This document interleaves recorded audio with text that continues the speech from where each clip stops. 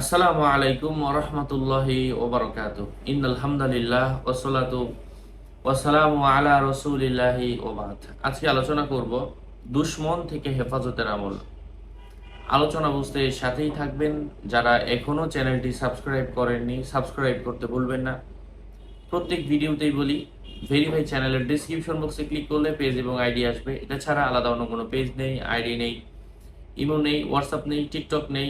নাম ছবি দেখে বিভ্রান্ত হওয়া যাবে না। প্রত্যেক ভিডিওতে আলাদা আমি সাবধান করি, সতর্ক করি। প্রিয় ভাই ও বন্ধুরা, দুশমন যদি আপনাকে মেরে ফেলতে চায়, আপনার ক্ষতি করার জন্য উঠে পড়ে লেগে যায়, তো এই দুশমন থেকে প্রোটেকশনের জন্য, দুশমন থেকে নিজে বাঁচার জন্য আল্লাহর কোরআনের একটা আয়াত শেয়ার করবো ইনশাল্লাহ।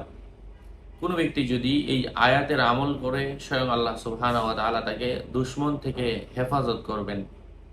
তো কথা দীর্ঘায়িত না করে সেই আলোচনা, সেই দোয়াটা আমি আপনাদের সাথে শেয়ার করছি। সাথে আছে আমি মুফতি জুবায়ের বিন ইমাম। আলোচনা বুঝতে সাথেই থাকবেন। তো দুশমন থেকে হেফাজতের জন্য যে আয়াতটা বলবো, যে দোয়াটা বলবো, এই দোয়াটা 3 বার পাঠ করে 3 বার নিজের শরীরের মধ্যে ফু দিবেন। সকালবেলা 3 বার, সন্ধ্যাবেলা 3 বার, 3 3 6। আল্লাহ পাকের অশেষ রহমে এই কাজটা যদি আপনি কন্টিনিউ করতে পারেন, দুশমন আপনার থেকে অনেক দূরে চলে যাবে। দুশমন আপনার ক্ষতি করতে আসবে না ইনশাআল্লাহ। সূরাতু আল আনআম আয়াত নাম্বার 103। এভাবে কয়েকদিন করেন, দুশমন থেকে আপনি প্রোটেকশনে থাকবেন। আউযু বিল্লাহি মিনাশ শাইতানির রাজীম।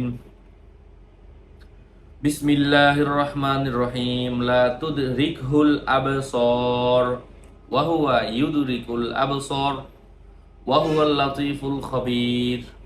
আল্লাহ পাক দৃঢ় আস্থার সাথে, ইখলাসের সাথে আমাদেরকে এই আমলগুলো বেশি বেশি করার তৌফিক দান করেন।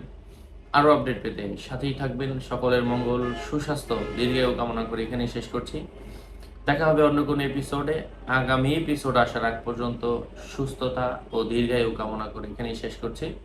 ওয়াসসালামু আলাইকুম ওয়া রাহমাতুল্লাহি ওয়া বারাকাতুহু।